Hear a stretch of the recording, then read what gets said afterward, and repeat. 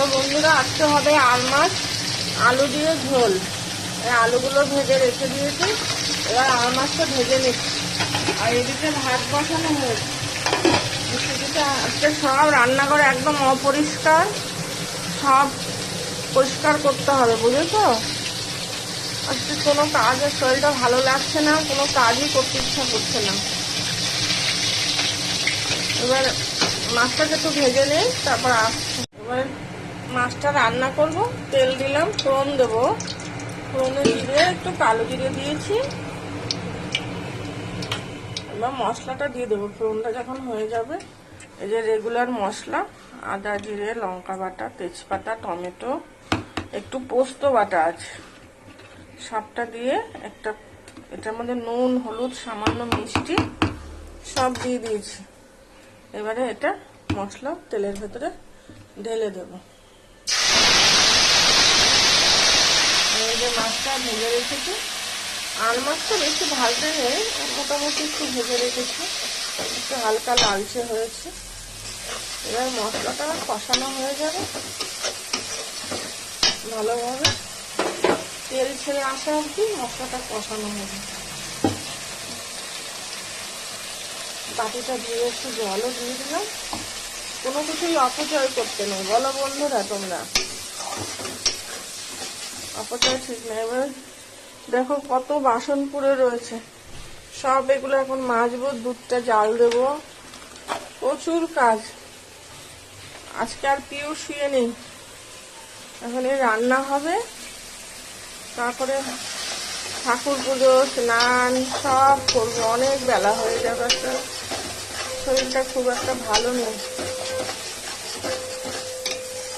আজকে রান্না হয়েছে চিংড়ি মাছ ভর্তা, আর এই আর মাছের আলু দিয়ে ঝোল করছি। আজকে আর কালো জিরে বাটা দিয়ে করছি না, আজকে আলু দিয়ে ঝোল করছি। কালকে আবার আমার নিরামিষ।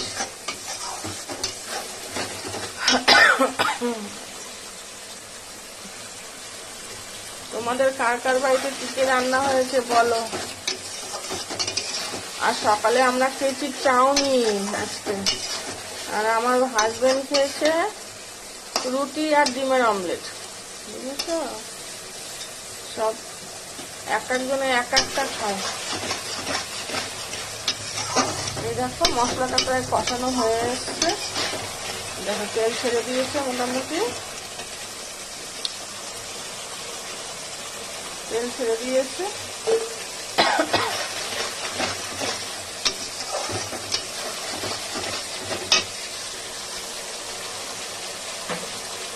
দেখেছো বেশ সুন্দর রং এসছে কিন্তু, বলো বন্ধুরা?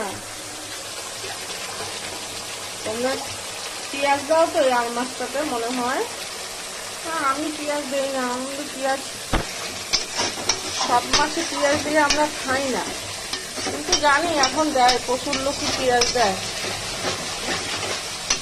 আমাদের ছোটবেলা আমার মা বাবাও খুব একটা পেঁয়াজ খেত না, খুব একটা কি খেতই না, পেঁয়াজ, রসুন, ডিম, মাংস কিছুই খেত না আমার মা বাবা। এই ছোটোর থেকে ওইভাবে খেতে খেতে এখন ওই অভ্যাসই হয়ে গেছে। তো খাই আমরা, তো পেঁয়াজ রসুন খাই, ডিম, মাংসে, কিছু কিছু মাছে। মাছের ঝোল রান্নাটা হয়ে গেছে বন্ধুরা। এই যে গরম মশলা দিয়ে দিলাম, বেশি ঝোল করবো না, তো গামাখা করেই নামাবো। একটু গরম মশলা দিয়ে দিলাম, একটু নুন, হলুদ, মিষ্টি চেপে দেখে নিলাম, মোটামুটি সব ঠিক আছে।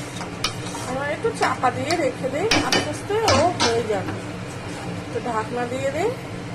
এই আর মাছের ঝোল হয়ে গেল। এদিকে ভাত ফুটে গেছে, ভাতও ফুটে গেছে।